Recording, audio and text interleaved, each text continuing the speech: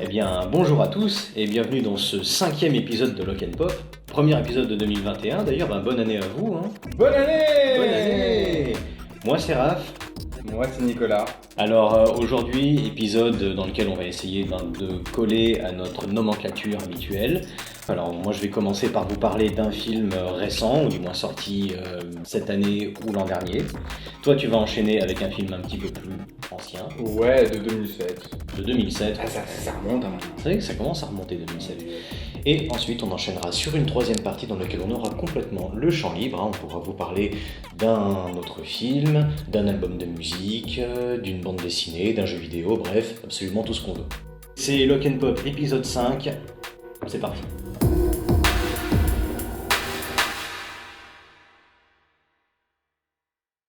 Du coup, écoutez, moi, pour cette première partie, donc je me propose de commencer et je vais vous parler d'une véritable tragédie, en fait. Une tragédie qui a eu lieu en février dernier, donc en février 2020. Je vais vous parler d'un film, un espèce d'hybride live-action animation qui s'appelle The Call of the Wild, ou L'Appel de la Forêt, et qui est réalisé par Chris Sanders.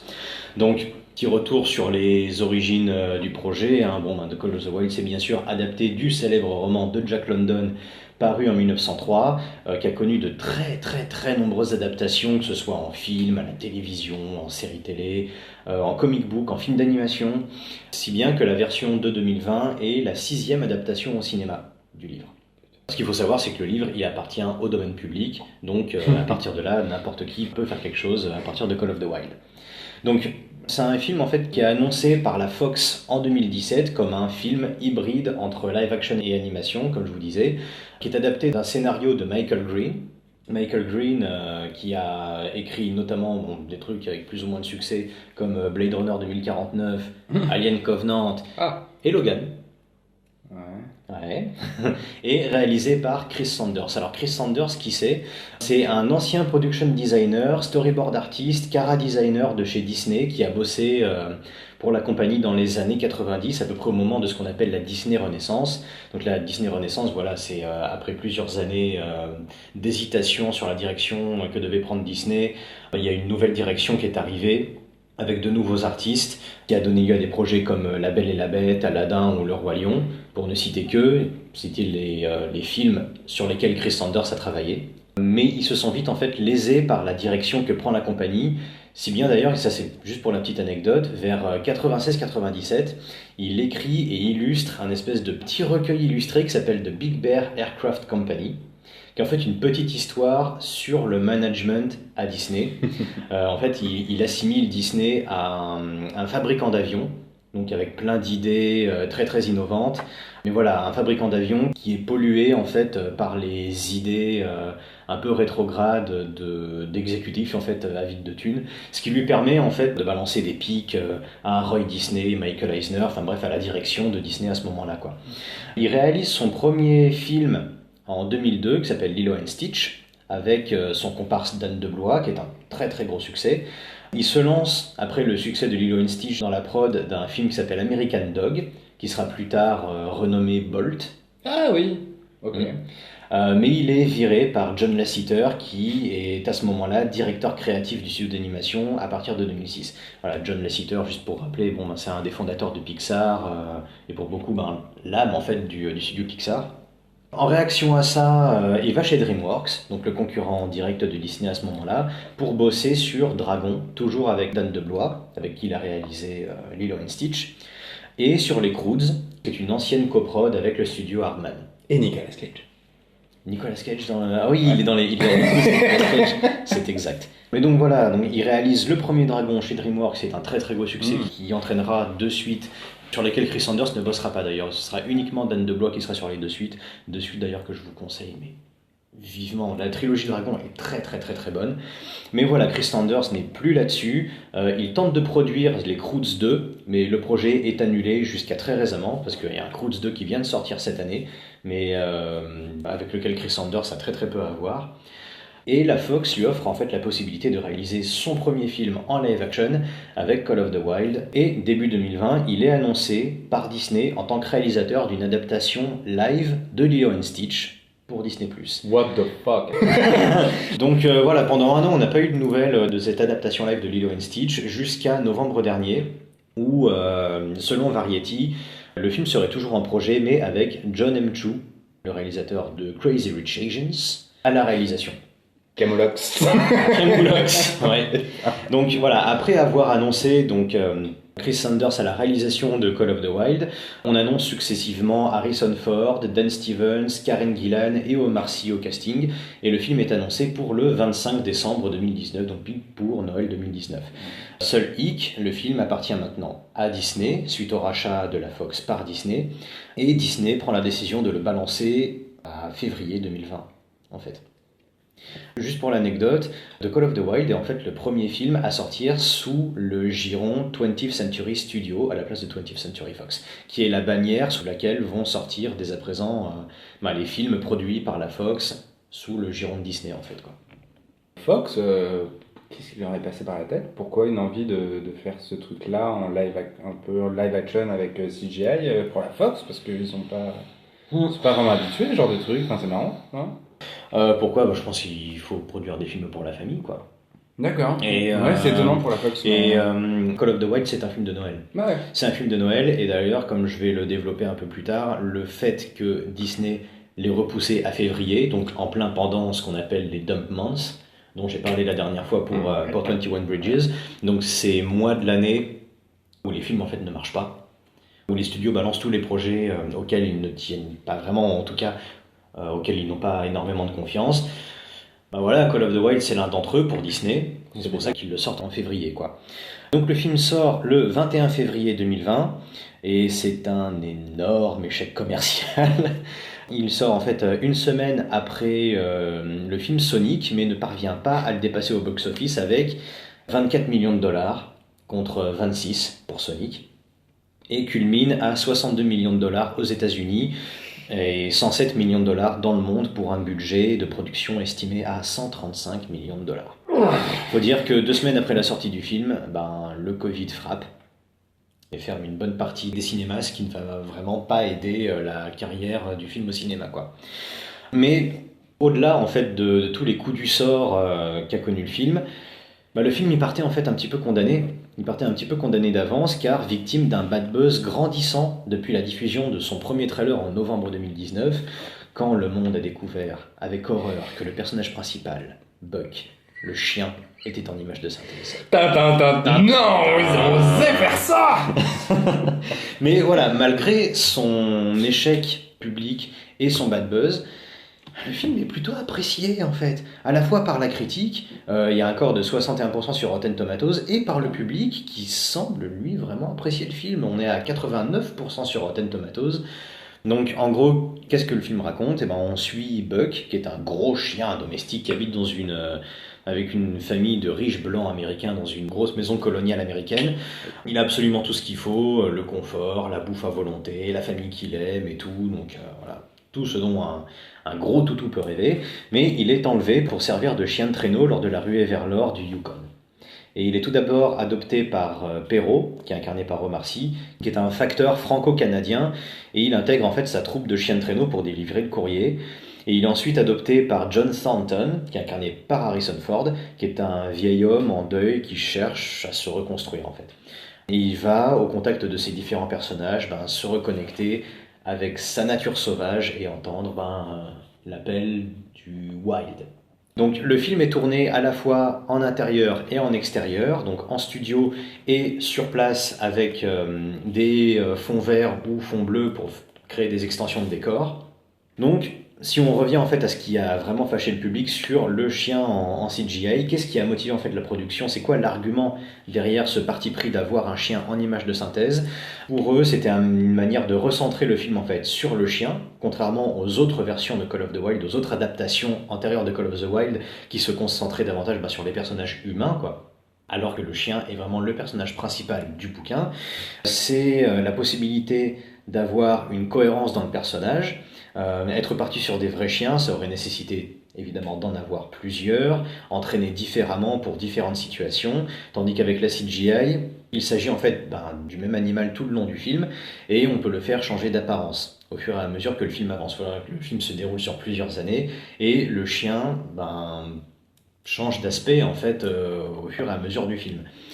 Et il y a aussi cet argument qui consiste à dire qu'un vrai chien paraît toujours un petit peu à côté. Il ne joue pas, il fait seulement ce que le dresseur lui ordonne de faire.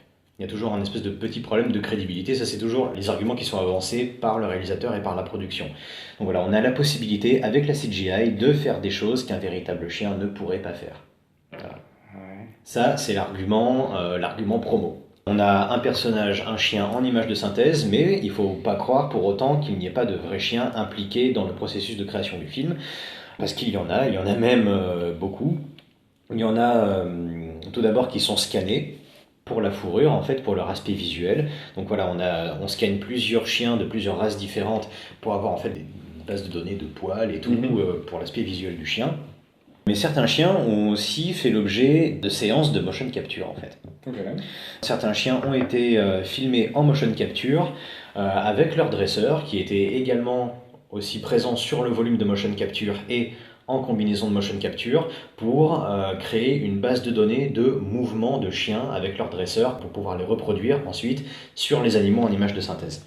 Et certains véritables chiens sont amenés également sur le plateau pour avoir des références lumière.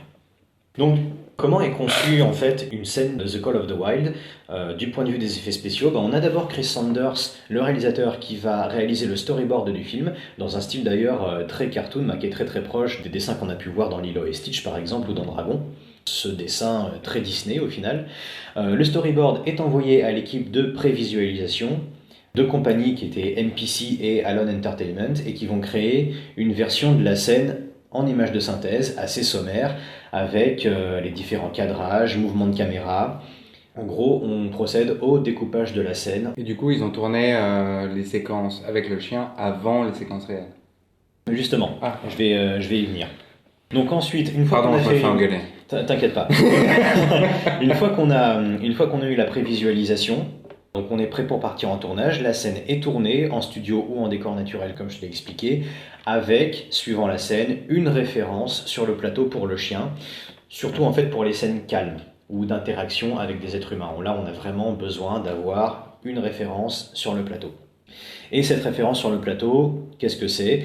On avait un acteur cascadeur qui s'appelle Terry Notary, qui est un artiste du Cirque du Soleil, il y a un grand nom de la performance capture, qui est aussi chorégraphe et coordinateur de cascade, qui a bossé sur les 3 derniers Planètes des Singes, sur Le Hobbit, sur The Square, sur Avengers.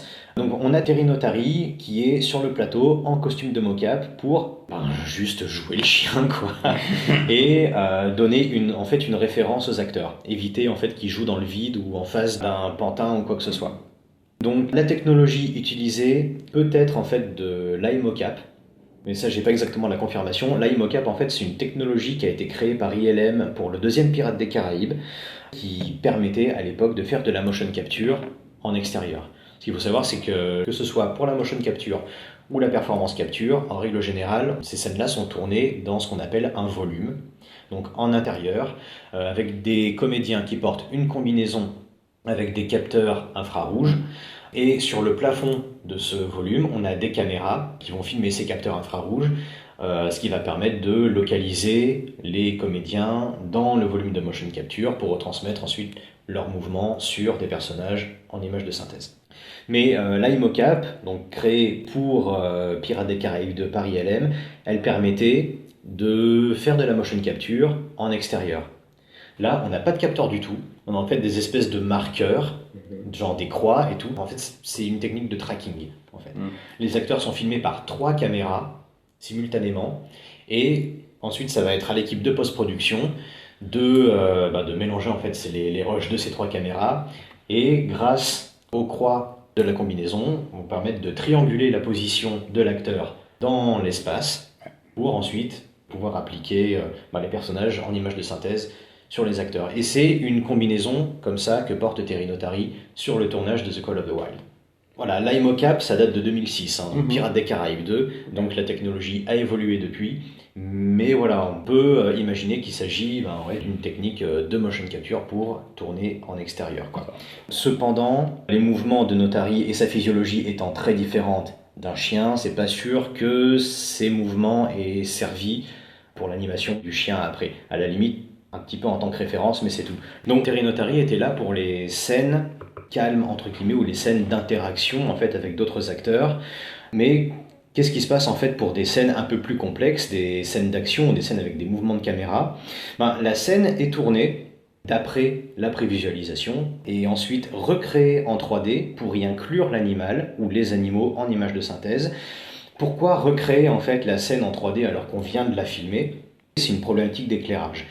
Vu que les animaux sont en images de synthèse, il faut qu'ils soient éclairés, d'où le fait de recréer le plateau en 3D avec son éclairage. Et d'ailleurs, le chef-op est inclus dans ce processus de recréation de la scène en 3D, quoi. Après quoi, voilà, l'animal peut être intégré dans les plans tournés en live avec le bon éclairage, les bons mouvements, et c'est à ce moment-là qu'on utilise les bases de données de fourrure de chien et de mouvements qu'on a captés au préalable en motion capture. Donc en réalité, l'utilisation de la CGI prend en fait tout son sens dès les premières minutes du film en fait. On constate qu'il s'agit d'un film hybride entre live action et animation. Buck, c'est un personnage de film d'animation, c'est un personnage de dessin animé. Il en a l'aspect, il est très expressif au niveau du visage, il en a la gestuelle et le comportement. C'est un animal mais qui comprend vite les choses et qui va agir en fonction des différentes situations, quoi. Donc voilà, on a une combinaison de différentes techniques, on a de la motion capture, on a un acteur présent sur le plateau, on a de l'animation, mais tout ça, ça permet de créer un personnage numérique crédible qui se fond parfaitement dans son environnement, qui interagit avec les différents personnages du film de manière naturelle, et c'est ça le point fort du film, et c'est le défi principal quand tu fais un film comme ça, qui repose sur un personnage en image de synthèse, avec un environnement live action autour, avec des acteurs en chair et en os, de l'interaction avec les humains. Ça marche dans un film comme Roger Rabbit, ça marche pas tellement dans un film comme Sonic ou les préquels de Star Wars, où on voit que les acteurs regardent du rien, Ouais. en fait. Grâce à Notary et grâce à toutes ces techniques, tu as vraiment une véritable présence sur scène, quoi. Et il y a d'ailleurs certaines scènes dans le film qui paraissent directement issues d'un film d'animation. Genre, dans certaines idées visuelles, quoi, qui relèvent vraiment du cartoon, du gag à la Tex Avery, quoi. Et tu as notamment le money shot en fait du film, qui a un montage, un espèce de training montage en plan séquence, où tu vois le chien en fait dans ses premiers jours de course de chien de traîneau. Et en fait, on a un cycle jour-nuit, jour-nuit, jour-nuit, avec juste une course filmée sous 360 degrés, enfin sous plein d'angles différents, toujours en plan séquence, où tu vois vraiment la progression du chien dans ses mouvements, qui court avec de plus en plus d'assurance, tu vois. Et là, c'est une idée d'animation, en fait. C'est une idée que tu pouvais voir dans un Lilo & Stitch, que tu pouvais voir encore plus dans un Dragon, par exemple, quoi. C'est là où le film prend vraiment, assume pleinement son côté hybride entre live action et animation. C'est typique une représentation de films live, véritablement live à la Rocky, à tous les films des années 90. C'est des codes, quoi. Ouais, c'est ça, c'est des codes, mais qui s'inspirent, où tu vois tout le background en fait, d'animation du réalisateur qui va amener ça, qui va amener ce passif. Parce que t'es animation, un truc que tu pourrais jamais refaire sur 360 degrés avec jour-nuit dans un film live. En live action, c'est impossible. Tu le fais, tu fais comme ça. Ce genre de scène, c'est de l'animation, c'est de l'animation pure dure. C'est assez paradoxal de s'apercevoir que c'est la Fox qui a fait ce film avec Chris Sanders, qui est un ancien de chez Disney, et qui a été racheté par Disney. L'héritage de l'animation et de Disney, il se fait vraiment ressentir dans le film. Et là, je te parle beaucoup d'animation, mais la partie live action, elle est pas non plus en reste, parce que tu as un chouette chef-op, tu as Janusz Kaminski à la photographie, qui a énormément bossé avec Steven Spielberg sur quasiment tous ses films, d'ailleurs, jusqu'à très récemment, et qui a été oscarisé pour La liste de Schindler et Il faut sauver le soldat Ryan. Wow, pas mal. Pas mal. Wow, bon petit film. T'as une très très très chouette photo, une jolie lumière, mais voilà, t'as des mecs qui ont du savoir-faire derrière. T'as Omar Sy, qui est très chouette, Cool. qui a un petit rôle, mais qui s'en sort vraiment très très bien. Et t'as Harrison Ford qui... Bah, tu sens qu'il aime bien, en fait. Ouais. Genre, ouais, il a vraiment l'air d'avoir quelque chose à foutre. Tu Ok. sens, c'est une histoire simple, en fait, The Call of the Wild. Voilà, c'est juste un animal et un humain. Son personnage est très simplement écrit. Il se construit surtout à travers la relation avec cet animal. Et je pense qu'Harrison Ford, il a vu ça et il s'est dit, ouais, ok. Ça me parle un petit peu, quoi. Putain, mais pourquoi ça n'a pas marché? Outre Covid. Ben, Parce que Sonic a cartonné, ils sont sortis pratiquement en même temps, donc ouais. pourquoi? Ben, déjà, le bad buzz à cause du chien en image de synthèse. Ça, Il y je a eu pense que un ça a énorme quand même bad buzz dissuadé. sur Sonic, ma couille. Il y a eu Ça un les a énorme bad buzz pas sur empêchés. Sonic, absolument. Mais justement, en fait, le truc avec Sonic, on va pas parler trop de Sonic parce que Non, c'est c'est de la merde. Et voilà, le truc, c'est que bah, quelque part, avec Sonic, le bad buzz, ben, ça a été pour le mieux. Parce ils ont complètement refondu le design Ouais, c'est vrai. du personnage. Et en fait, juste, ben, c'était du bad buzz, mais c'était du buzz quand même, en fait, tu vois. Ouais, je suis d'accord. Et C'est triste. c'est putain de triste, et Ouais. ça n'aurait dû jamais arriver. Bien sûr. Un truc comme ça, genre un studio qui plie complètement les chines face à Twitter et tout. Face machin, à pour être 14 designé. connards derrière leurs ordinateurs de merde. Ouais, C'est incroyable. c'est horrible. Mais déjà, voilà, pour Call of the Wild, il y avait ça. Mhm. Et bah, il y avait le fait que le film ait coûté énormément d'argent. Et c'est assez difficile à s'imaginer. Genre, pour un film comme ça, un film familial, film de Noël assez classique, 135 millions de dollars. Tu C'est fais. beaucoup quand même. C'est énorme. Et C'est voilà. terrible, Et quoi. qu'est-ce qui justifie ces 135 millions de dollars? Bon, bah, t'as la présence d'Harrison Ford au casting, ça c'est une chose. Ouais. Et il touche plus 20 millions, donc... Mais 135 millions de dollars aussi, c'est la promesse d'effets visuels, Ouais. en fait, genre Non, c'est de sûr. films à grand spectacle et à effets spéciaux. Et c'était quoi le premier contact du public avec ces effets spéciaux? C'était ce chien en image de synthèse. Ce que les gens ont complètement rejeté. Ouais. À tort, à mon sens, parce que c'est ce que j'essaie de démontrer dans cette chronique, c'est que bah, cette image de synthèse, elle est complètement justifiée et elle s'inscrit dans une démarche de faire en fait de l'animation, parce que le film, c'est un film d'animation. Si je devais en fait comparer ce film à une autre tentative récente de faire un film avec des créatures en image de synthèse et de les rendre crédibles à l'écran, bah, ce serait avec Disney et son Lion King. Pour resituer un peu le remake du Roi Lion qui est sorti en 2019, on va enfoncer les portes ouvertes de Lion King. C'est 260 millions de dollars contre 135 pour Call of the Wild. Donc ce sont des effets spéciaux autrement plus intelligents que Call of the Wild. Voilà, on a la passion de Jon Favreau pour la technologie combinée aux moyens de Disney et au savoir-faire de Rob Legato, qui est le superviseur des VFX de Lion King, qui a été 3 fois oscarisé pour Titanic, Hugo Cabret et Jungle Book. Voilà. On est en face, Lion King, on est en face d'une prod Disney, mais qui se donne absolument tous les moyens de ses ambitions. Le film utilise une technologie de réalité virtuelle absolument énorme qui permettait à l'équipe de prévisualiser le film en temps réel avec un casque de réalité virtuelle dans un décor entièrement en image de synthèse. Donc voilà, Lion King, c'est un film qui est visuellement bien plus abouti que Call of the Wild, parce que Call of the Wild, bon voilà, j'ai tenté d'expliquer en quoi l'animal marchait, mais toutes les incrustations ne sont pas forcément hyper heureuses. T'as aussi des effets spéciaux qui marchent un petit peu moins dans Call of the Wild, c'est pas non plus le film le plus magnifique que vous pourrez voir, donc voilà, Lion King est techniquement bien plus abouti et bien en avance par rapport au Call of the Wild. Cependant, ce qui fait la force de Call of the Wild, à savoir son personnage principal, est précisément ce qui fait la faiblesse de Lion King, à savoir les lions. Dans Lion King, on a une volonté très poussée, très appuyée de photoréalisme, à un point tel que l'identification à un personnage est rendue extrêmement difficile, et le potentiel visuel du film est complètement étriqué. On a des lions photoréalistes qui n'ont absolument aucune expression de visage. Ça, c'est un truc voilà, qu'on a beaucoup reproché à Lion King. Et c'est vrai, c'est très très difficile de se projeter dans ces personnages-là. Si en plus tu prends en compte un casting vocal Incroyable! absolument, mais absolument incroyable, avec plein de talents, mais tu te demandes s'ils ont été dirigés. Et il y a un truc qui va absolument pas dans ce film, c'est que tu n'arrives pas à faire le lien entre ce que tu entends et ce que tu vois. En fait.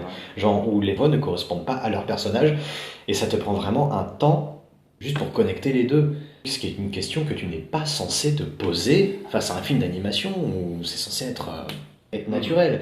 Dans Lion King, ça ne l'est pas. Et comme je te disais, les lions ont déjà tous la même gueule, ils sont complètement inexpressifs. Alors au bout d'un moment, tu peux te reposer juste sur l'effet coulée de chauffe, hein, genre avec des chants contre chants et tout, et tu arrives quand même à lire un petit semblant d'émotion, mais cette volonté en fait de photoréalisme, elle dessert complètement le film, ce qui est totalement l'inverse de Call of the Wild, qui prend le parti d'avoir un personnage over the top en fait, quoi, je veux dire, plus cartoonesque, mais au moins, merde, l'émotion, elle est là, quoi. Ouais. Donc voilà, Call of the Wild et Lion King, bien que très différents sur beaucoup d'aspects, sont pourtant quelque part les deux faces d'une même pièce. Ouais, où je t'ai dit, on a de côté un film d'animation qui tente d'émuler un film live, ça c'est Lion King, et de l'autre un film live qui tente d'émuler un film d'animation, Call of the Wild.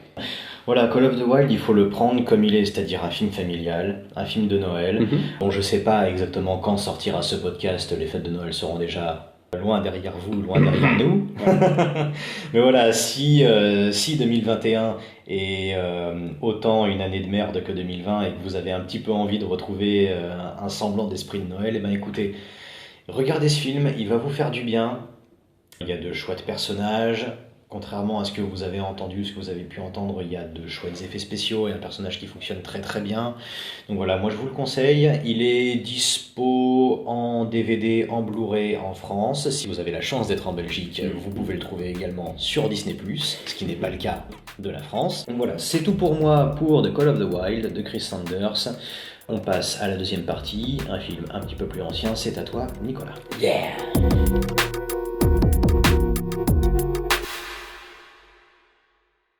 Deuxième partie, ça va être Next. Avec Nicolas Cage. Next. Et j'ai fait des recherches. J'ai fait des recherches sur ce film. Pourquoi ? Peut-être parce que j'ai été influencé par mon collègue qui voulait absolument que je travaille un peu plus fort sur ce podcast, amener des recherches, amener du travail sur ce truc et pas ces réactions type de Variety 2.0. Non, mais c'est juste le public qui... c'est peut-être que tu réponds à ton amour du public, donner des informations précises et tout, machin. Ouais. Voilà, parce que le public aime le travail bien fait, Nicolas. Ah, bah très bien. Alors arrêtez de regarder des merdes sur Netflix. Alors, c'est parti. Il vous aime pas. Personne, putain. Donc, de quoi ça parle ce film, putain de merde ? Ça parle de Chris Johnson, qui est un magicien de Las Vegas, qui voit l'avenir. Plutôt cool. Mais uniquement les 2 prochaines minutes. Et ça, j'aime bien. Ouais. J'aime bien le speech. Et du coup, lors d'un show, il voit son arrestation par un agent du FBI qui souhaite le faire travailler pour éviter l'explosion d'une bombe nucléaire à Los Angeles. 2 phrases. C'est du Jerry Bruckheimer. Ouais, j'aime bien. C'est la fin du monde. C'est super. Et j'ai des questions là-dessus d'ailleurs. Mais qui n'en a pas? Donc, après avoir évité son arrestation grâce à une séquence piquée au film L'affaire Thomas Crown. Okay. C'est au tout début dans le casino. Dans le casino, quand on évite les... Très bien fait. On va beaucoup reparler de ces séquences parce que j'aime beaucoup. Bien. Du coup, après éviter l'arrestation, il part, comme chaque nuit, dans un rôtier. Dans un restaurant de rôtier merdique pour rencontrer une femme. Mais pas n'importe quelle femme. Une femme qu'il a vue dans sa seule projection qui va au-delà des 2 minutes. Donc, il sait qu'il doit rencontrer une personne à ce moment-là, mais il ne sait pas quand, parce que c'est au-delà des 2 minutes. Ouais. Et donc, patatras, en effet, il la rencontre, et c'est l'actrice la plus chiante du monde. Jessica Biel. Pour qui j'ai si peu de respect que, comme un connard salopard de merde, je vais l'appeler la femme de Justin Timberlake. Elle est institutrice, il tombe amoureux de Nicolas Cage, je sais vraiment pas comment, parce qu'elle a 30 ans de moins que lui. Mais bon. Et après 70 minutes de film, pendant lequel Nicolas Cage et NSYNC se baladent dans la campagne, comme la dernière pub Erta, nous pouvons enfin avancer dans l'intrigue. Et oui, il y a une putain de bombe qui va exploser, ma gueule. On avait oublié ça. Hein. Et oui, on avait oublié. Et du coup, on nous présente cette charmante grillade de méchants chopés à droite et à gauche, comme le dernier film de Lance Wiseman. Donc, c'est côté méchant, on a un mec qui parle français, un autre qui parle allemand, un autre anglais, Et on sait pas du tout On a pour même qui ils deux bossent. on a même deux qui parlent français. Oui, parce que c'est un couple. C'est un couple. C'est un couple, Exactement. oui. Mais un français un peu à couper au couteau, quoi. Ouais, il y a peut-être C'est du québécois là, c'est je un sais pas. français canadien, je Ouais, pense. tu Ouais, penses? ça Ouais. doit être ça. Il y a tellement peu de phrases que. Enfin bref. Et du coup, on les présente, mais c'est marrant, on sait pas du tout pourquoi ils veulent faire péter une bombe. Mais ils sont là, ils veulent faire péter la bombe, et puis voilà, parce que Bah, il y a du teasing. parce qu'on est des Européens, quoi. Ouais, c'est vrai. On n'aime pas les ricains. Mm. Non, allez vous faire enculer. Et non, le seul truc qu'on a, c'est une conversation entre les méchants avec un homme de l'ombre qui parle au téléphone. Et on ne sait pas pourquoi, mais voilà. Qui a envoyé son bras droit pour briefer l'équipe de méchants. Exactement, pour tuer Nicolas Cage. Oui, parce qu'ils sont au courant qu'il y a ce mec. Exactement. Ouais, Pourquoi, comment, nous ne saurons jamais. Ah bah non. Genre, 13 ans plus tard, on ne sait toujours pas, je pense qu'on ne le saura jamais. Mais on s'en bat les couilles. Voilà. En tout cas, le film s'en bat les couilles, mais ça. Et de là, la magnifique Jessica Biel est capturée parce que, parce que Nicolas Cage a décidé de travailler avec le FBI. Et de là, c'est catastrophique. On se retrouve enfermé dans une réplique de bateau cargo qui devait être utilisé par la Fédération nationale de paintball la veille du tournage. Et voilà, donc Il y a quand même une chouette scène dans ce bateau. je vais en reparler. Et je me doute quelle scène tu vas en parler. Mais, Ouais, et enfin, en gros, un chouette plan peut-être. oui, Une chouette idée. c'est deux plans, c'est deux cuts. Ouais. Et on se retrouve dans ce cargo, et puis patatras, et je vous en dis pas plus parce qu'on va en parler après, mais ça donne surtout la pire fin de film du cinéma. Je pense, de l'histoire du cinéma, je crois que c'est la pire fin de film. Ah bah ouais, c'est quelque chose. Dans leur tête, ils s'attendaient certainement à ce que le public réagisse en mode oh oui, vous m'avez bien eu. Mais bon. Mais on était plus en train de dire on a regardé 1h30 pour rien. Vous êtes foutus de notre gueule. Enfin, C'est ça. C'est pitoyable. Enfin, bref. Voilà. Et je m'arrête là sur le pitch. Le film est clairement raté. Ça fait partie des bouses, des bonnes grosses bouses qui coûtent de l'argent, d'une certaine époque, fin 90, début 2000. En fait, c'est l'adaptation d'une nouvelle de Philippe K. Dick qui s'appelle L'Homme Doré. Le scénario a été écrit par Gary Goldman, qui est en fait le scénariste qui a travaillé pour Total Recall de Paul Verhoeven.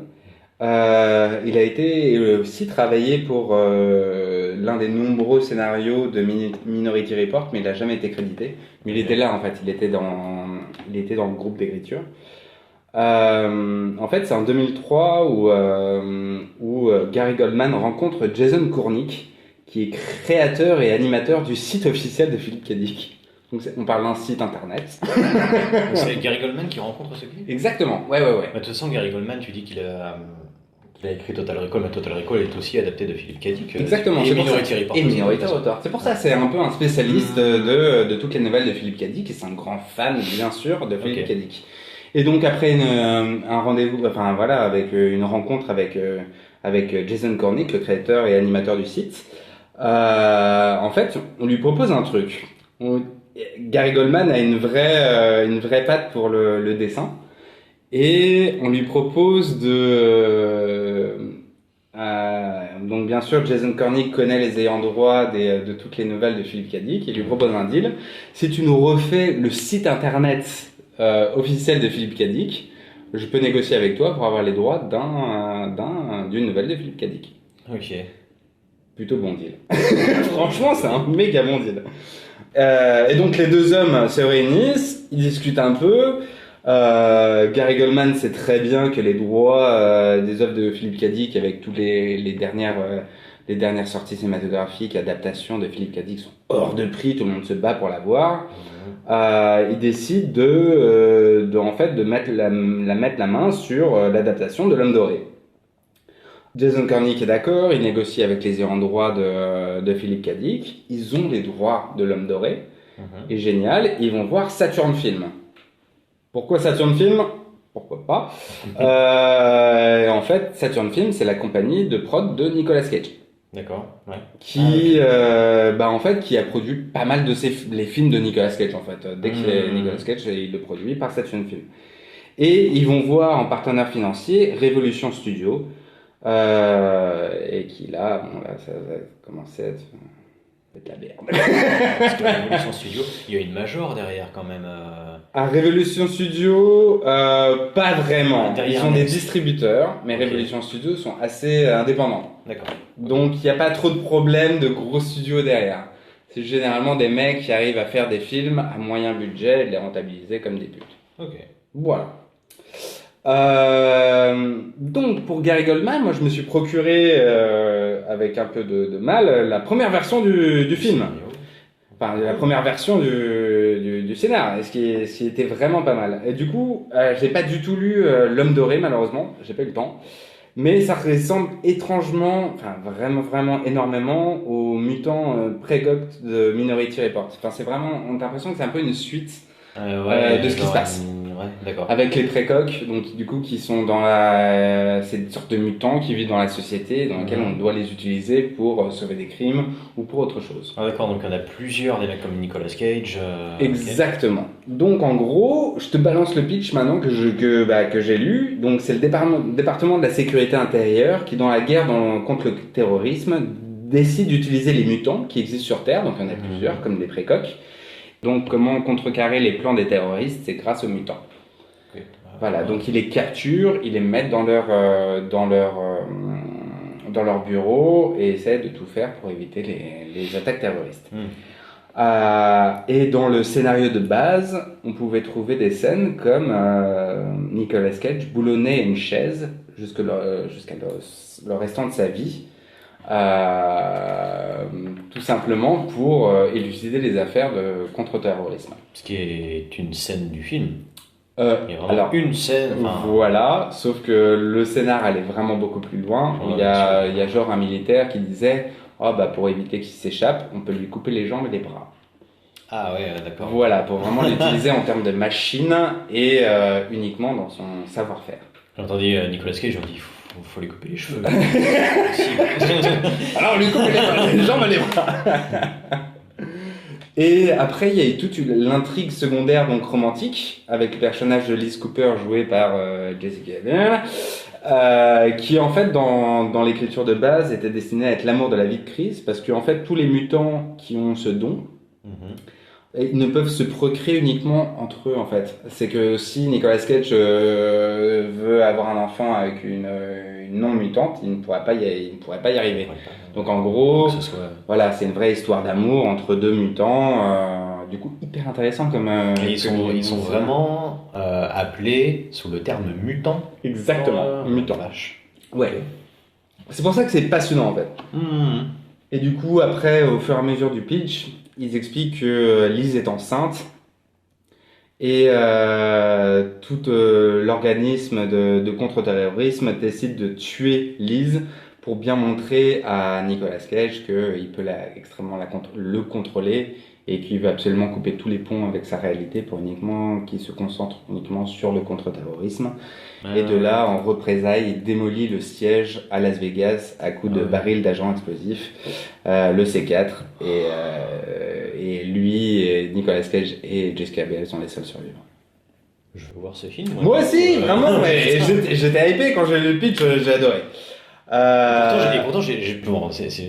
Perso, j'ai pas détesté Next. Je m'attendais à bien pire que ce que j'ai eu. C'est pas un bon film. Mais putain, non, c'est sûr. On te propose ça, mais tu dis waouh. Histoire de mutants, histoire de. Enfin, vraiment, il y a un vrai jeu sur l'utilisation du talent de quelqu'un pour le contre-dress. Enfin, c'était vraiment passionnant. Bon, tout ça ne se passe pas dans le film. Vraiment, non. Donc, Révolution. Mais maintenant que tu le dis, il y a des réminiscences, moi je veux dire, dans le rôle, dans le film du FBI, donc, qui est en gros incarné dans ce personnage de Julianne Moore, qui est problématique justement parce que on ne sait pas vraiment où le film va avec ce personnage. Est-ce que c'est une méchante ? Est-ce qu'elle est C'est une Est-ce que c'est caricature. une quoi. méchante, est-ce que c'est une gentille, on sait pas trop et le film ne sait pas vraiment choisir avec ça. Enfin, je te laisse. Non mais t'as tout à fait raison. Mais c'est l'entre-deux de tout quoi. J'ai l'impression que enfin quand tu regardes le film, c'est un melting pot de- d'idées, mais jamais prononcé, jamais poussé les potards à part dans le jeu de Julianne Moore parce qu'on ne sait pas quoi faire en fait.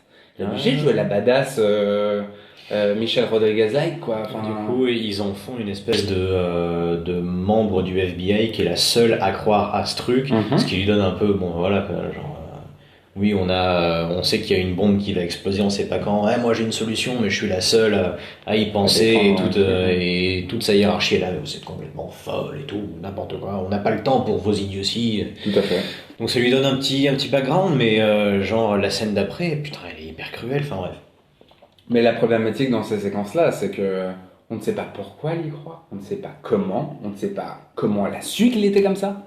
Bah, C'est plein de choses comme ça. C'est des déductions, quoi. C'est des trucs où tu dis, ok, donc j'imagine que tu sais parce que tu as probablement tourné, enfin t'es à Las Vegas et t'as trouvé quelques petits éléments. Ben ouais, tout part en fait de cette scène où il parvient, genre vu que le mec sait voir 2 minutes à l'avance, il joue au poker il vit à Las Vegas, il joue au poker à Las Vegas, et du coup ça lui permet de vivre en fait les parties de poker parce qu'il voit tous les coups de ses adversaires de 2 minutes à l'avance, mais il fait exprès de perdre certaines parties pour pas que ce soit trop flag. Exactement. Mais elle l'a remarqué et est persuadée qu'il a un pouvoir, et voilà, et c'est ce qui va l'amener à se pencher sur ce gars, parce qu'il pourrait peut-être être la clé pour anticiper cette attaque terroriste.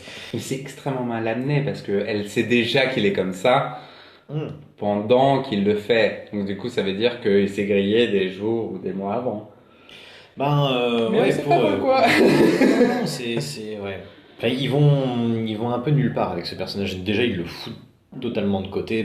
Ils foutent ils foutent leur film de côté en fait pour se concentrer sur Nick. sur Nick et Jessica quoi. Jessica, ouais, Voilà, c'est ça qui voilà. est extrêmement frustrant. Bon. Ouais, donc c'est Révolution Studio, on a parlé rapidement juste avant, qu'est-ce qu'ils ont fait? Ils ont fait The One avec Jet Li, Ok. Hollywood Homicide avec Harrison Ford, ton petit chéri, et Josh Hartnett. D'accord, je ne connais pas ce film. C'est bien. Non, enfin c'est bien, c'est bien que tu ne le connaisses pas. Ouais, c'est bien que je le connaisse pas. Ils ont produit Hellboy et John Rambo. Mais le soleil brille aussi sur le cul des chiens. Donc du coup, le rôle de Cage dans le processus de création du personnage est assez flou. En fait, j'ai pris 2-3 petites interviews et en fait, par exemple, c'est lui qui a voulu introduire le personnage dans Las Vegas. C'est lui qui voulait jouer ce côté magicien pour sa part, se dire voilà, si j'ai un don comme ça, j'aimerais l'utiliser dans un côté un peu magique pour pouvoir le planquer. Et ce qui est une très très très bonne idée. Ça s'arrête là. Et en fait, c'est Revolution Studio qui a décidé de prendre Lee Tamori, qui en fait c'est un réalisateur néo-zélandais qui a débuté sa carrière par un hit. C'est L'âme des guerriers en 94, en 84 pour les Français. Grand succès critique. 94, pardon. Grand succès critique, mais qui a jamais vraiment réussi à trouver un second souffle à sa hype. Parce qu'après, il a fait Meurt un autre jour. Ouais. Triple X2. Et Next. Ouais. Donc, pas une belle année. Enfin, pas un super bon réalisateur. Après, moi, j'ai vu un film qu'il a fait récemment, c'est Devil's Double. Ouais, alors j'allais te demander s'il a fait quelque chose récemment. Ouais. En fait, c'est sur l'histoire vraie du sosie de Saddam Hussein. Ok. Et c'est pas si mal, c'est avec l'acteur qui joue le papa de Tony Stark. Exactement, oui, j'ai vu ça. D'accord. Ouais.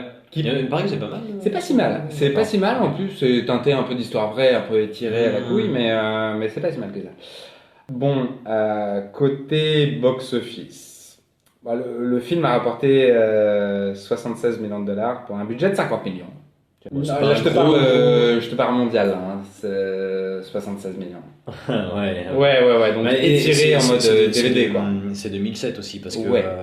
En fait, c'est le début de fin de carrière de Nicolas Cage. Ouais. en termes de gros film. Hmm. Parce que c'était considéré à 50 millions de dollars comme un gros film, quoi. Il a été habitué à beaucoup plus avec des Jerry Bruckheimer, bien entendu. Mais 50 millions de dollars, ça reste un bon gros film. Et clairement, bah putain, c'est dommage parce qu'il y a du potentiel. Mais voilà, sur le papier, tout le monde n'est pas Verhoeven ou Spielberg. Le problème, c'est que Tom Lee, en fait, il teste jamais rien. Que ça soit dans la mise en scène ou c'est juste mou, en fait. C'est sans relief, sans idée. Il y a de l'argent, mais ça ressemble à un putain de téléfilm, quoi. Voire à une série télé. Et en fait, c'est pas si grave que ça. Parce que moi, ce pitch-là, je veux le voir en série télé, en fait. Ça marcherait bien. En fait, moi, je vois un truc, genre une personne voit l'avenir, aidée par le FBI pour régler des affaires. Genre, c'est du NBA, enfin du NBC ou du CBS, quoi, direct. Et dans le même genre, c'est genre... ça, c'est pour les plus vieux, genre c'est Demain la Une. Je sais pas, c'est une série que tu connais. Non. C'est avec Kyle Chandler, c'est un de ses premiers rôles assez connus en série. J'aime En bien fait, Kyle Chandler en plus. mais ouais, il est très cool. Et regarde cette série parce qu'en fait, c'est un peu le même style mais différemment. C'est un mec lambda, genre The Man Behind the Door, qui reçoit le journal du lendemain tous les jours. Ah, d'accord, ouais. Et en fait, il essaye d'aider les gens pour éviter, je sais pas, suicide, explosion, etc. Et il y a un petit twist sympa dans cette série, c'est que dès qu'il essaie de distordre la chance pour lui, genre, bah, le premier truc que tu fais, c'est que tu vois le loto, quoi. Les résultats du loto, il essaye et en fait, ça se retourne contre lui. C'est une super série. Mais vraiment, ça, je le conseille, c'est une super série. Et en fait, Next, c'était fait pour une série, en fait, pour moi, pas pour un film. Ouais, Du genre moins, un pas truc, pour ce qu'il est actuellement, quoi. Un truc à la Castle ou NCIS, enfin avec des Exactement. enquêtes Un comme truc ça, sauf que très t'as un codifié, élément. quoi. Un truc un peu Ouais. blabla mutant, quoi. Là, dans le Next, rien fonctionne. La narration, elle est lourde et presque mélancolique, désabusée. Je sais pas si t'es d'accord avec moi, mais Nick Cage, il est au fin fond du trou, quoi. Il est Ouais, au fin mais fond. ça, mais moi j'aime bien ça par contre. Genre Ah, ok. voir vraiment le Nick Cage qui est vraiment qui est fatigué, qui fait le taf, tu vois, et je sais pas s'il se fait chier à faire ça, peut-être qu'il se fait complètement chier à faire ça, mais moi je trouve que ça apporte un côté un peu mélancolique à son personnage. Ben, ça gueule tout le temps dépité, tu vois. Bon, oui, c'est Nick Cage, année 2000, 2010, quoi. Mais Ouais. non, moi je suis d'accord avec toi sur le film où bah oui, c'est raté, quoi. Je veux dire, le scénario que t'as raconté tout à l'heure, il était génial. Enfin, mais il y a comme un gros truc de réécriture derrière, et surtout, ben, une concentration, enfin, ouais, un focus sur cette espèce d'histoire d'amour Qui ne doit pas être là. qui doit pas être là. Qu'elle soit là, l'histoire d'amour, ça, ok, d'accord, il y a une histoire d'amour très très bien, mais juste, tu bases pas ton film là-dessus, surtout la deuxième moitié de ton film. Enfin, je veux dire, on me présente ce personnage, ce concept. Et moi j'y crois, je me dis ah d'accord, ok, hein, pourquoi pas, tu vois, allons-y. Et là tout d'un coup en milieu de film ou même au bout d'un tiers de film, eh ben on part sur une amourette. Bon, ok, très bien, je veux bien qu'il y ait une histoire d'amour, le truc, sauf qu'on va rester absolument tout le film là-dessus. Et plutôt que de se concentrer sur les véritables enjeux du film et sur son concept, eh ben on se concentre sur, on a quasiment 1 heure de Nicolas Cage qui vit sa vie avec Jessica Biel Et moi, ça me dérange pas, en fait. et pourrais Julianne faire- Moore qui lui court après, qui Ouais. arrive après la fête en mode oh, je l'ai encore perdu. Bah oui, tu sais même que dans toutes les 2 minutes, il le sait, donc arrête, t'es couillon. Bah ouais, c'est ça. Et pourtant, enfin, moi, bon, et c'est là que tu vois qu'avec ce pauvre personnage de Julianne Moore, ils savent pas où ils vont. Genre, au bout d'un moment, on me présente cette meuf du FBI, ben ouais, genre, elle défend son bout de gras et tout face à sa hiérarchie. Moi, j'ai envie de la suivre et tout. Sauf qu'elle est vraiment, mais c'est Ken Watanabe dans le dernier Godzilla. Elle arrive une fois que l'action est faite et Oh. bah, elle constate et bon, bah, j'ai encore loupé le truc. Ah, bah, Bon, dommage. voilà. Et non, c'est vraiment con. Le film, il se perd en fait. Et ça, le côté histoire d'amour, je vois bien le studio qui est arrivé avec ses grands sabots et qui a dit non, non, non, non, mais là, il faut foutre l'histoire d'amour, il faut la belle meuf, Jessica Biel et tout. Voilà. Et rentrer ça au chausse-pied. Le truc, c'est que Moi, je sais pas. là, le film, il raconte plus grand chose à ce moment-là, quoi. Bah, c'est que t'as un non-choix Et clair. encore, ça marcherait. Genre, histoire de... Mais ça marche pas. Non, mais ça peut tout à fait marcher. Tu peux faire même une comédie à ce que veulent les hommes, ce que pensent les hommes avec de Mel Gibson, avec un mec Ce qui que sait veulent tout. les femmes. C'est ce que Oui, veulent les femmes. ce que pensent les femmes, Ce je que pense. pensent les femmes, ouais. Avec Mel Gibson et Helen Hunt. Genre, tu peux faire une comédie romantique super drôle avec Nicolas Cage qui sait exactement, qui est un petit dragueur invétéré et qui sait toutes les 2 minutes comment parler une meuf et il se tombe tout droit sur une nana où il sait pas. Putain, t'en fais une comédie. Moi, je t'écris le truc, je te piche le truc là, en 3 minutes. Il y a aussi ça, ce que tu disais sur la réalisation du film. Et c'est que, genre, t'as des scènes comme ça, donc le type a ce pouvoir de voir 2 minutes à l'avance. Donc il se passe des trucs. Genre, je sais pas, il voit cette nana et il s'imagine en fait aller la voir et tout et se prendre tous les râteaux. Très drôle. C'est Ouais, drôle, ça marche plutôt bien. C'est Mais dans c'est fait, c'est dans le concept du film. Là, il le joue, quoi. t'as plusieurs scènes où il se passe un truc et donc en fait bah, tu vois ce qui se passe, t'as l'impression que c'est en train de se passer en live, mais en fait non.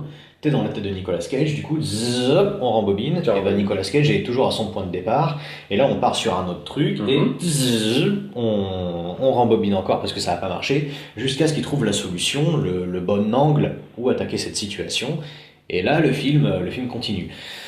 Il le fait à Las Vegas, il le fait quand il s'agit d'aborder Jessica Biel.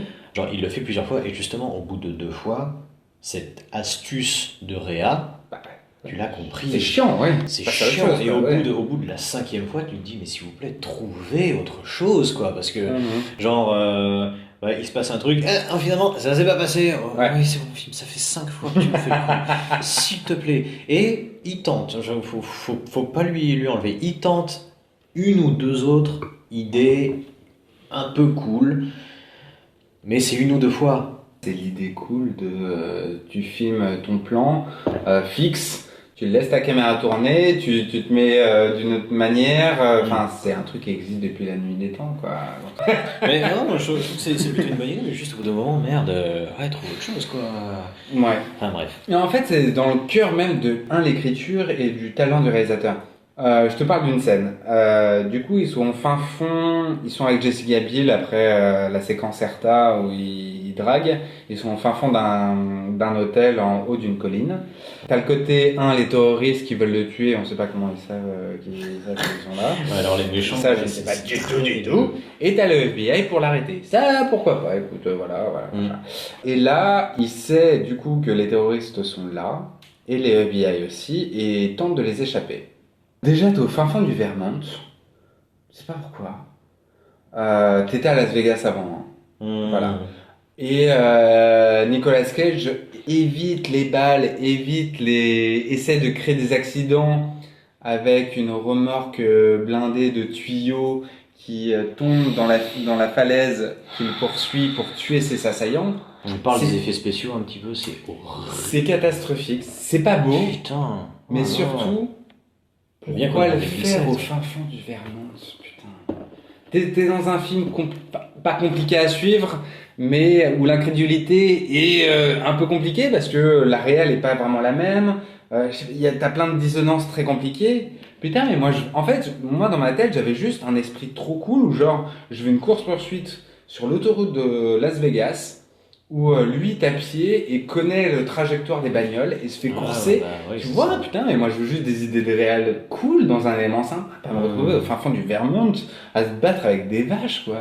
Parce qu'on va être con, quoi. Ouais, il explique ça parce qu'elle s'occupe pas d'une Cherokee, réserve de Cherokee. On s'en bat les couilles, tu peux faire ça avec les petits enfants asiates à Las Vegas. Ouais, non, je sais pas pourquoi ils ont délocalisé comme ça l'histoire autre part. Ça fait road trip bizarre, mal foutu. Et moi, tu vois du pays, c'est bien. Mais c'est même pas un road trip, c'est juste Nicolas Cage qui a 60 ans, qui a une gamine de 20 ans. Je t'emmène, quoi. C'est très bizarre. Et rien que ça, c'est du gâchis. Tout ce film, c'est un peu de gâchis, quoi. C'est du gâchis de talent. Parce que Nicolas Cage reste un grand talentueux. C'est un gâchis d'une nouvelle de Philip K. Dick, putain, quand même. Fait chier, quoi.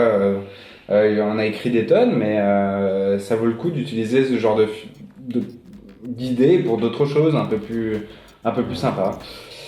Voilà. Bon, bah, c'est tout pour moi pour Next. Ok, ben on peut passer à la troisième partie.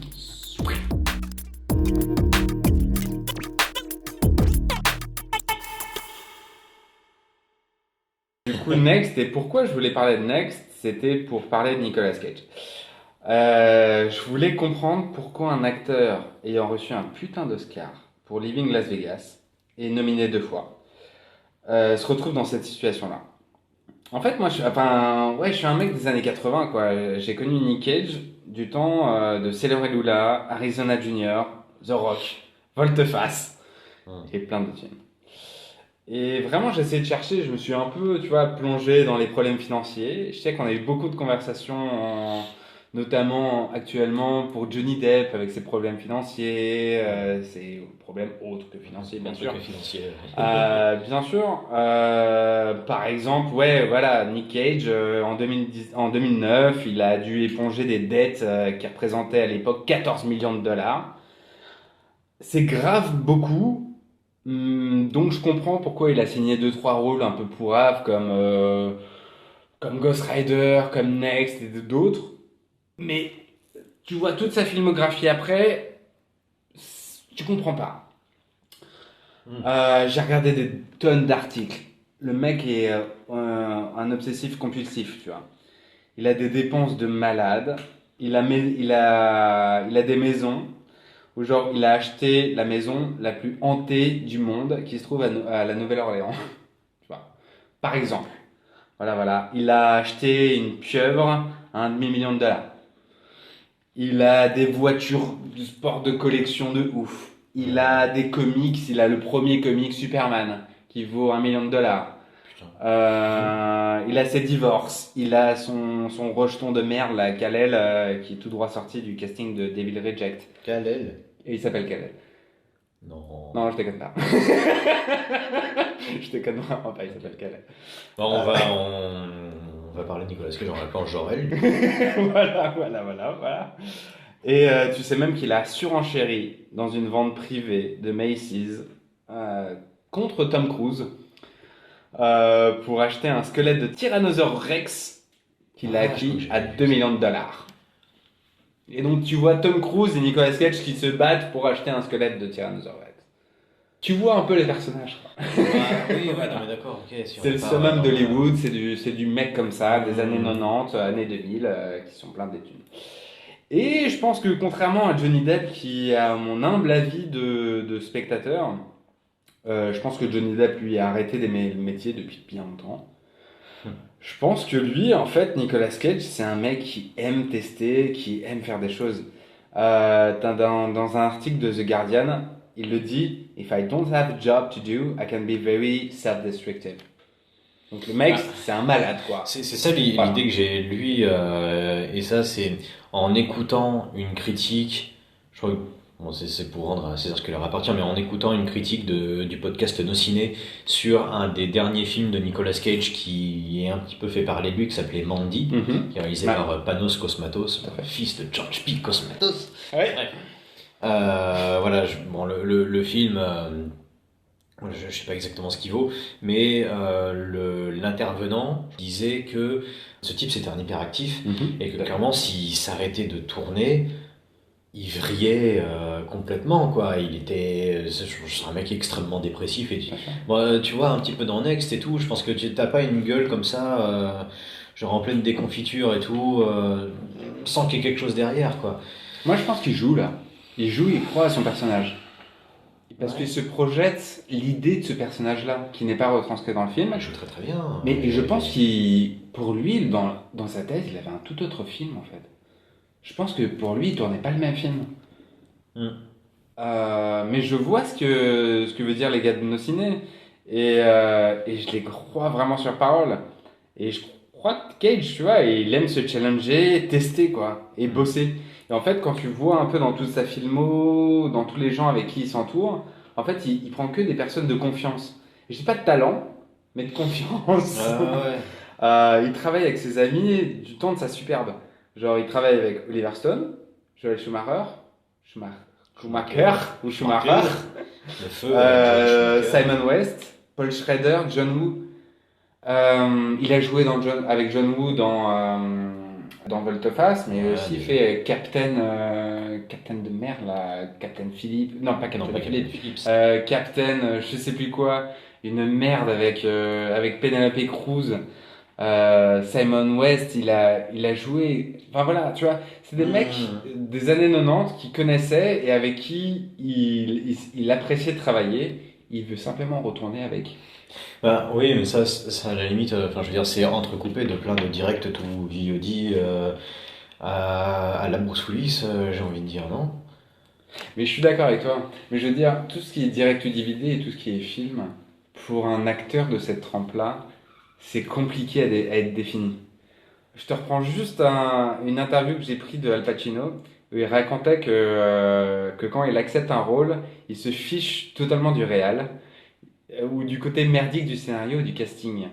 Tout simplement parce que pour lui, Al Pacino, il peut transformer un film mauvais en un film bon. Hmm. Il y a ce côté égo Ce qui qui, est je pas pense, forcément marche. ça de Nicolas Cage. Mais tout est relatif parce que c'est facile en fait de notre perspective de dire qu'est-ce qui est un mauvais film ou qu'est-ce qui est un bon film après être tourné. Ouais, non, mais c'est clair. Tu vois, c'est ce côté-là. C'est clair. Bon, clairement pour Al Pacino, bon, ça l'a pas servi quoi. Mais quand tu vois quand t'es un acteur et tu vois la pression du box-office, où tu vois ce qui marche et ce qui marche pas, putain. Tu vois que Adam Sandler, il fait 275 millions de dollars au box-office pour Jack and Jill. Et bah ouais, mais. Tu vois, c'est chaud quoi. Adam Sandler, je pense que ce mec, il a un public qui le suit.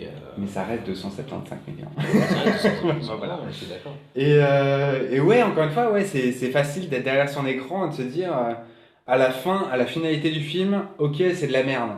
Ok. Mais dans le stade embryonnaire d'un projet, tu te dis, ok, d'accord, mais je suis une putain de star, quoi. Je peux y arriver et si je prends les bonnes personnes, et je pense que c'est ça qui motive aussi Nicolas Cage, c'est d'être un chef d'orchestre qui essaie d'amener ses amis.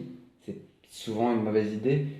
Mais du coup, d'amener des amis pour que lui se sente à l'aise pour essayer des choses en fait. Et c'est ça qui est important, je pense que Nicolas Cage, moi, si je m'arrêterai pas à tous les films de merde qu'il a fait, parce que c'est juste un mec qui essaye, il essaye encore. Il a juste envie de jouer, parce qu'il y a que ça dans sa vie, quoi. C'est pas son fils, il lui parle plus. Sa femme, elle en a sa cinquième. Il a plus de fric.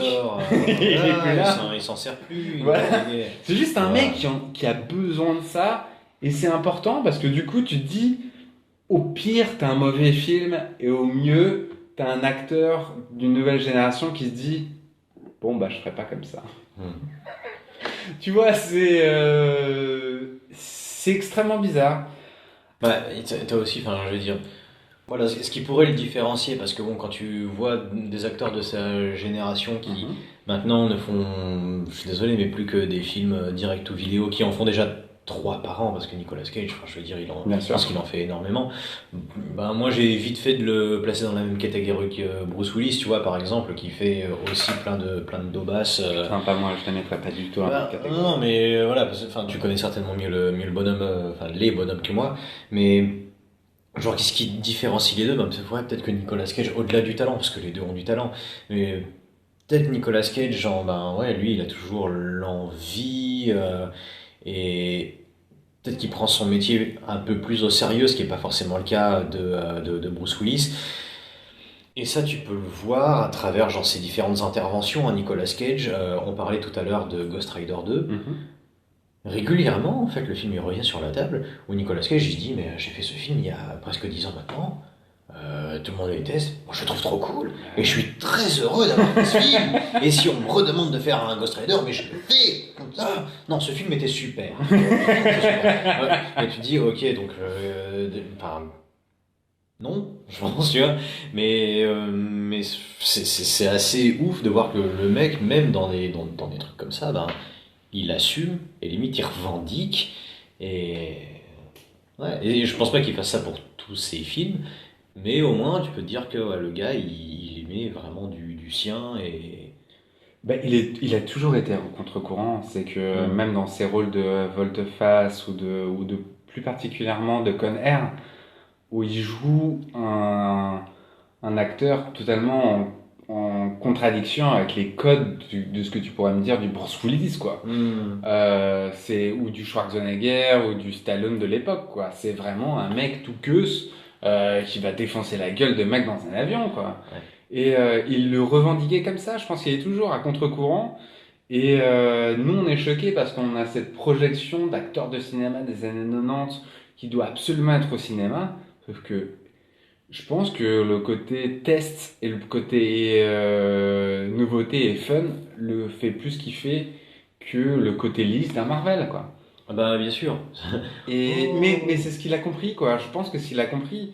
Et moi, je digresse, mais c'est juste du côté où le cinéma actuel, il propose plus rien, quoi. Il prend plus de risques, plus d'innovation.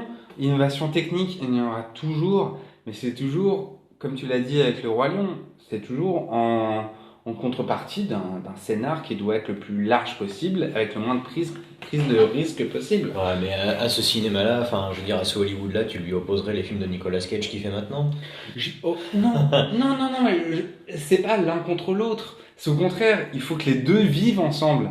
Et c'est pas se moquer de l'un ou de l'autre. C'est juste que l'un doit exister avec l'autre. Et ça représente aussi un côté années 90 des directs. On n'avait même pas cette idée-là de direct DVD dans les années 90, quoi. On avait les films qui sortaient en salle et les autres. Mais j'avais Absolum 2022, dont nos ciné parlaient dernièrement. J'avais aussi Die Hard. Mais je les mettais pas l'un contre l'autre. Non, au contraire, c'était deux côtés fun. Mais maintenant, c'est plus le cas. C'est juste, je veux vous baiser tous ensemble dans le cinéma. Juste la série B. On peut les catégoriser en série B.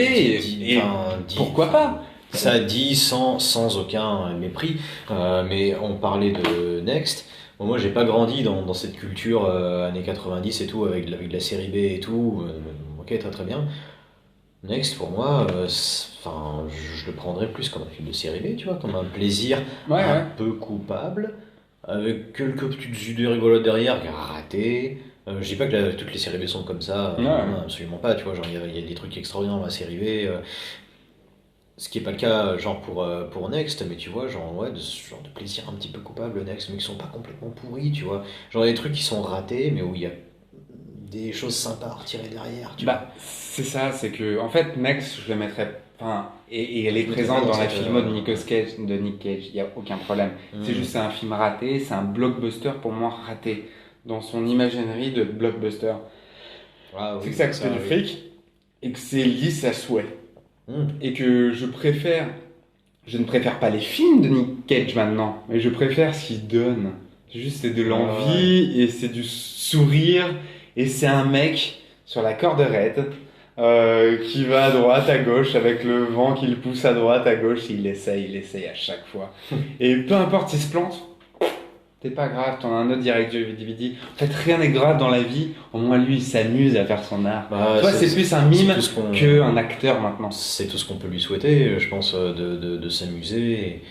Mais voilà, enfin, il a cette image de mec complètement has-been, Nicolas Cage, qui fait plein de directs vidéo, de films qui, voilà, pas forcément toujours hyper intéressants, mais une fois de temps en temps, il y a un truc qui ressort. Genre dans tous les trucs qu'il fait, une fois de temps en temps, il y a un Joe ou un Mandy, un film qui le met en vedette, un Kick-Ass, genre le premier Kick-Ass, on est 2 ans après Next, il commençait à virer là-dedans, Kick-Ass il était excellent dedans, et son rôle était plutôt chouette, mais voilà, un Joe ou un Mandy qui vient et qui nous rappelle que Nicolas Cage est toujours là et qu'il est toujours capable de faire des trucs cool. Mais je vois ce que tu veux dire, sauf que je vais être méchant, je vais pas comprendre en fait la finalité. C'est que un bon film comme Joe, c'est un putain de film. J'ai adoré ce film. Mais pour que toutes les étoiles se retrouvent pour faire un bon film, c'est juste extraordinaire d'avoir un bon film, quoi. Et qu'on parle plus des Avengers, des Thor de mes couilles avec 3 connards en slipou. Pas le même public. Et mais c'est que tout est nivelé par le bas. C'est que je préfère m'éclater à regarder un direct DVD entre potes avec une bière, avec Nicolas Cage qui part en couille sur une histoire de merde. Et je sais que le film est merdique, mais au moins je vois un acteur jouer. En fait, c'est ça, en fait, ce truc.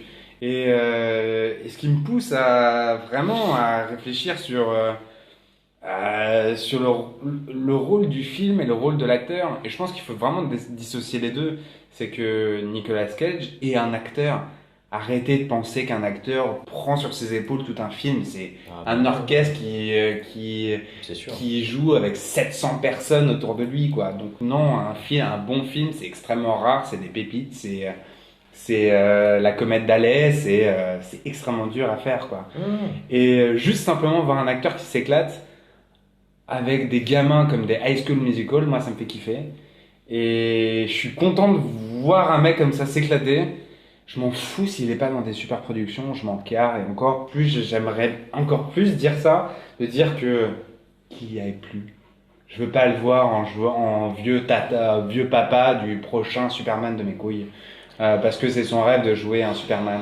Même si ça me ferait kiffer, j'ai pas envie de le voir. Je préfère qu'il s'éclate à faire des courts-métrages pour direct DVD, quoi. D'autant qu'il a déjà fait le papa dans Kick-Ass. Voilà. Ouais. Mais non, ça me fait pas kiffer. Et l'ego de cette époque, ce côté années 90, que moi j'ai jamais vraiment cru, mais en fait elle se reflète et comme ce pourrait être un Tom Cruise dans un autre niveau où ce mec-là a un génie incroyable, je parle de Tom Cruise, qui arrive à contrôler, là pour le coup, c'est une personne qui contrôle entièrement toute son équipe et toute sa production. On l'a vu récemment avec les coups de gueule qui passaient. Tout à fait. Et en fait, c'est des mecs qui repoussent petit à petit leur extinction, quoi. Et dans un Hollywood dont mon imaginaire de gamin n'existe plus. Il n'existe plus, il ne va plus jamais exister. Et en fait, j'attends juste comme ces deux mecs-là, des grands géants d'Hollywood, se battaient pour le squelette du Tyrannosaure Rex à 2 millions de dollars. Et ben, j'imagine bien que dans quelques années, tu as High School Musical 5, le petit gars, la nouvelle star, va se battre pour le squelette d'un Tom Cruise et d'un Nicolas Cage. Comme c'est joli, comme c'est beau. Alors moi, High School Musical, Voilà, ça me fait peur. Non, mais combien de temps avant que Nick Cage accepte de faire un Marvel? Autre qu'un Ghost Rider. Bah, tant que ça sera des films aussi merdiques que ça, je pense qu'il l'acceptera pas. Kurt Russell, y aller, Michael Douglas, et aller. Mais ils avaient rien fait depuis des années, alors que Nick Cage, il tourne 5 films par an, quoi. Oui, c'est vrai. Bah, du coup, c'est tout pour. C'est tout pour moi. C'est tout pour toi avec Nicolas Cage et Next. Ouais. Bah, écoutez, moi je propose que pour cette troisième partie, on parte avec un truc qui a absolument rien à voir avec ce dont on a parlé jusqu'à présent. Puisque je vais encore une fois vous parler de jeux vidéo, mais plus précisément je vais vous parler de musique de jeux vidéo. Oh oui. Donc je vais aborder un jeu vidéo sous le prisme de sa bande originale. Et ce jeu vidéo, c'est The Witcher 3, et plus précisément le deuxième DLC de The Witcher 3 qui s'appelle Blood and Wine. C'est très cool comme titre. Très très très cool, on est dans le thème en plus. Ah ouais, non, ça fait un peu le prochain Die Hard, quoi. C'est ça.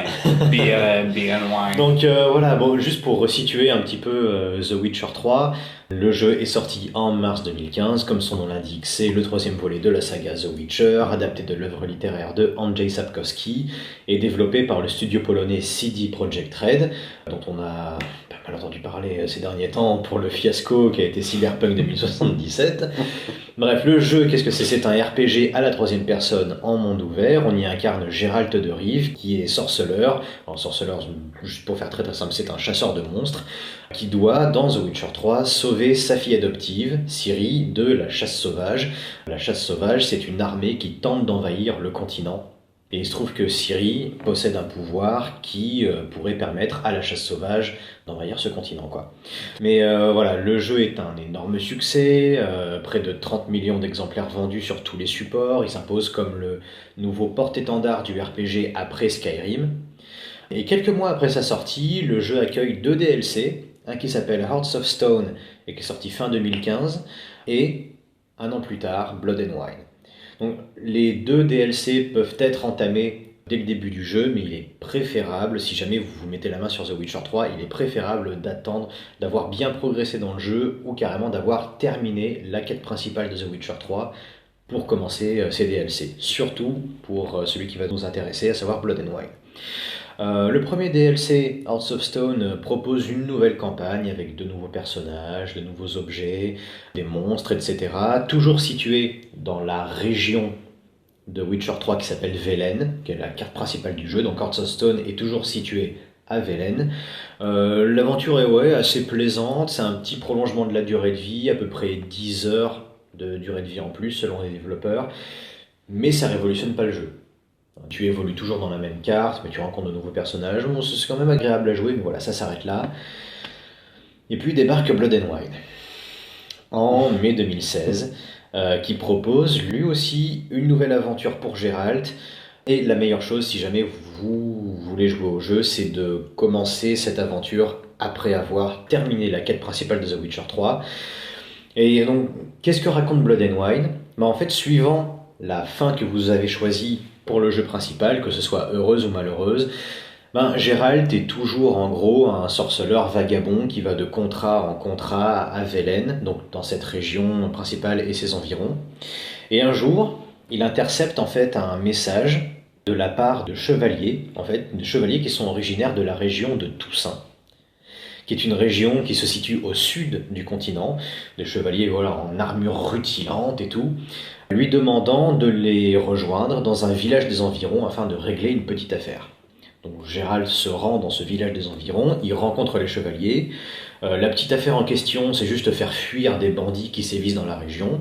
Ils les font fuir, et ensuite les chevaliers informent Geralt que la duchesse de Toussaint souhaite lui proposer un contrat.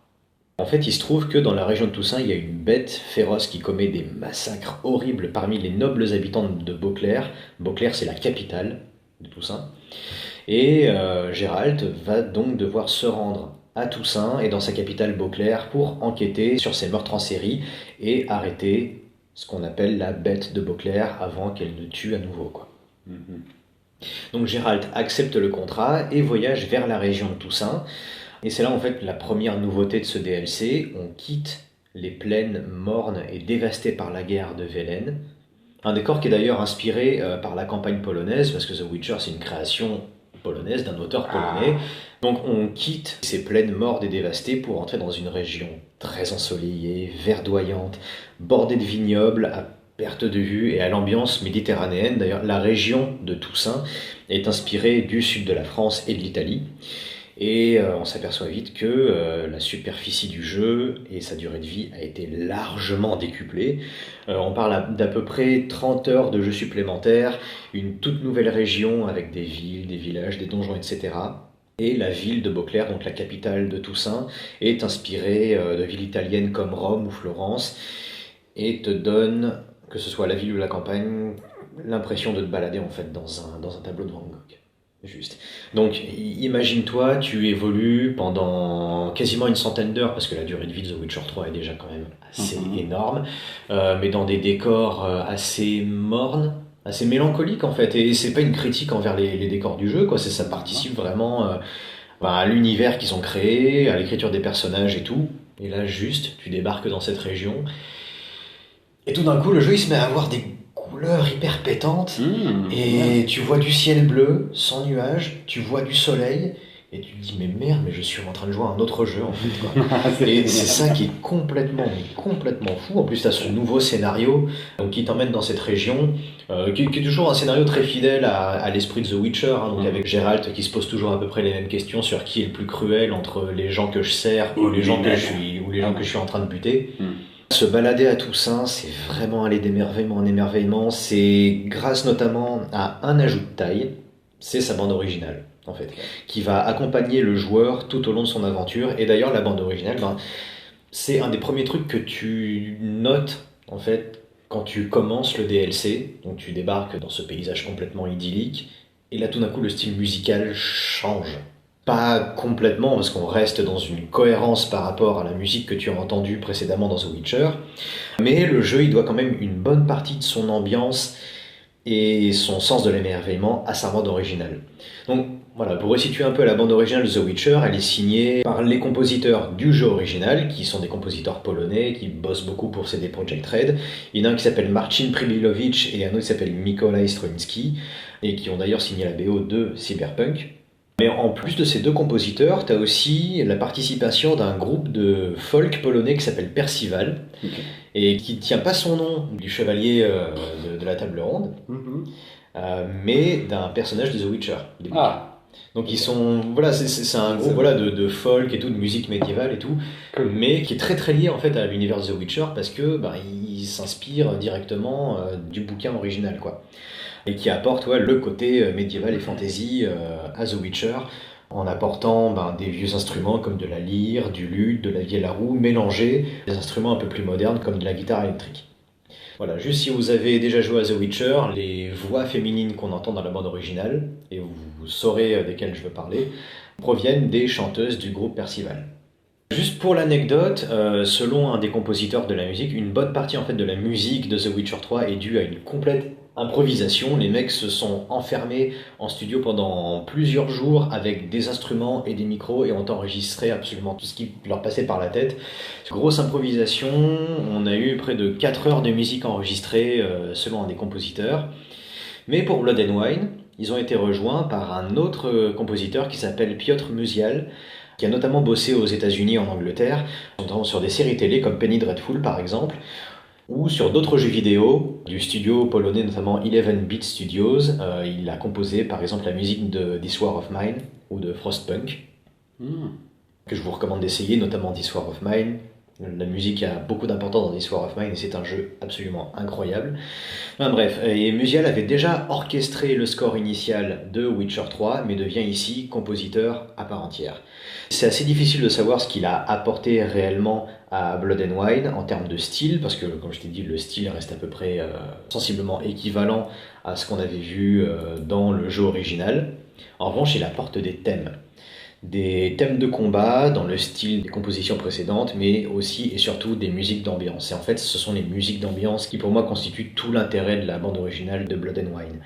C'est des pistes qui se distinguent des autres grâce notamment à de nouveaux instruments. Il va jouer de l'accordéon, le mec. il va apporter l'accordéon. Mais justement, tout ça, c'est des influences du sud de la France et de l'Italie. Donc voilà, l'accordéon, il vient vraiment renforcer ce côté, disons-le complètement carte postale, mais ce côté un petit peu terroir français en fait, et ça sonne très très très bien quoi. Justement, la région s'appelle Toussaint, le château s'appelle Beauclerc, et il y a énormément de nouveaux lieux dont le nom est complètement français. T'as un cimetière, ça va être le cimetière de la Mère-Lachaise, tu vois par exemple. Ah ouais. Donc il va vraiment s'inspirer de trucs très très très spécifiques de la France. Donc voilà, l'influence elle est complètement explicite. Donc voilà, la musique de Piotr Musial va vraiment venir sublimer Beauclerc et sa capitale et l'expérience du joueur quoi. Ce sont des morceaux, ce sont les morceaux en fait les plus identifiables du DLC, car elles font toute la signature musicale de ce DLC et de cette région. Voilà, si on peut faire un seul reproche à cette musique, c'est qu'elle n'est pas adaptive. Mais ça, c'est un problème qu'on rencontre un peu dans The Witcher 3, c'est que tu peux jouer au jeu sans aucune musique et tout d'un coup, sans aucune raison, tu vas avoir une magnifique musique qui va se déclencher alors que tu n'as rien fait de particulier. Tu vois. Genre, ça c'est plus un aparté. Mais la musique adaptive dans le jeu vidéo, c'est un truc qui est assez ouf et je vous invite d'ailleurs à vous renseigner sur ce que c'est. Comment tu écris une musique pour un jeu vidéo où c'est le joueur qui va créer l'action lui-même. Comment tu vas faire en sorte que la musique suive l'action de ton personnage et ne soit pas complètement bordélique. Tu restes en fait dans le même thème, mais tu le modifies. Tu sens que c'est la même musique, mais qui prend une intonation différente suivant la situation que tu rencontres. Un des premiers studios à avoir fait ça, c'était LucasArts, avec The Secret of Monkey Island, dont j'avais parlé dans le premier podcast, où en fait, là c'est un point and click, tu évolues de tableau en tableau, et en fait, suivant le tableau, c'est toujours la même musique, mais si tu es dans un autre tableau, tu as un instrument qui va se rajouter en plus. Et là, ton thème va un petit peu changer. Si tu vas dans une autre pièce, hop, ce sera toujours la même musique, mais avec des petites subtilités en plus. C'est ce qu'on appelle la musique adaptive. Voilà, c'est pas le cas sur un truc comme The Witcher 3. Mais voilà, donc la musique reste quand même très très très très très chouette. Et je crois que c'est la première fois que j'ai noté ça dans The Witcher 3 après plusieurs dizaines d'heures de jeu. Il jouait en fait la différence entre l'intra et l'extra-diégétique, c'est-à-dire que tu as vraiment des musiques qui sont là uniquement pour illustrer et d'autres qui appartiennent vraiment au jeu qui se déroulent dans l'intrigue du jeu où tu as vraiment, pour donner un exemple concret, tu es en train de te balader dans Beauclair, tu as une musique qui est en train d'être jouée, très très cool, puis tout d'un coup tu arrives au marché de Beauclair. Et là, la musique évolue, on passe sur un autre thème, et là, tout d'un coup, t'as ce bon vieux Gérald qui... mais il est sympa cet air, tu vois. Et là, tu dis, la musique est véritablement dans le jeu. Genre, il y a certainement un orchestre dans le marché qui est en train de jouer ce truc. Ce que j'avais pas noté dans la première version du jeu, en fait, quoi. Et justement, je prends cet exemple, c'est pas anodin. Le fait d'avoir cette musique vachement agréable et d'avoir le personnage de Gérald qui réagit à ça, ça te dit aussi des trucs sur Gérald, qui est un personnage complètement de flic hard-boiled, mais du Moyen-Âge, genre qui est un peu terre à terre et tout, qui s'en fout un peu de tout, machin. Et tout d'un coup, t'as ce personnage-là qui arrive dans cette nouvelle région, où il y a du soleil, où il y a des couleurs, où c'est magnifique. Et même lui, il se surprend lui-même à s'émerveiller en fait devant des tout petits trucs. Où t'as vraiment ce personnage qui est... Ah, c'est bien quand même, tu vois. Alors que tu l'as vu genre râler et souffrir pendant tout le jeu, il se met un petit peu à kiffer. Donc voilà, pour conclure, si j'ai quelques pistes à vous conseiller, il y a une piste qui s'appelle Fort Toussaint qui est très très très belle. Il y a The Banks of Sans Retour. Et surtout, le principal morceau de musique de Blood and Wine s'appelle The Slopes of the Blasher, qui est extraordinaire. Écoutez la bande originale de Blood and Wine, c'est vraiment un petit régal et c'est une très très bonne introduction à ce magnifique DLC. Et pour finir justement, sur The Witcher 3 et sur le DLC, ce qui est bien de faire, c'est de commencer Blood and Wine quand vous avez fini le jeu, puisque Blood and Wine représente la véritable fin de The Witcher 3. C'est le deuxième et dernier DLC de The Witcher 3. Si vous êtes un petit peu frustré par la fin du jeu original, foncez sur Blood and Wine, car il met vraiment fin à l'histoire de Geralt de Rive, à une histoire qui s'est étendue sur une dizaine de bouquins et 3 jeux vidéo. Voilà, Blood and Wine, c'est juste la fin de The Witcher. Et c'est une très très belle fin pour ce personnage qui a quand même connu beaucoup de merde. Une belle petite retraite pour ce perso, quoi. Voilà. C'est beau. Tu m'as fait un peu rêver, tu m'as fait un peu envie de jouer à Witcher 3. J'ai jamais joué, mais... On peut le trouver sur Steam, vous avez connu comme ça? Je connais pas. Moi. Sur Steam, sur PS4, Instant Gaming, sur Instant Gaming, il y a moindre coup. Ouais, voilà, écoute, c'est tout pour moi pour la bande originale de Witcher 3, Blood and Wine. Qu'est-ce qu'on peut dire pour conclure? On vous souhaite de regarder de bons films, évidemment. Bonne chance. Comme toujours. On espère que les quelques films dont on vous a parlé, les quelques films aux jeux vidéo, occuperont vos soirées, vos week-ends, vos confinements et tout team. Je voulais juste glisser un petit truc. Ma partie sur Call of the Wild n'aurait pas été possible sans l'aide très précieuse de Adrien Cotla, de la chaîne YouTube La Boîte à FX. Donc voilà, un gros merci à toi Adrien, et je vous intime d'aller visiter sa chaîne qui s'appelle La Boîte à FX sur YouTube. Je pense pas avoir vu de meilleure chaîne YouTube, en France du moins, sur les effets spéciaux.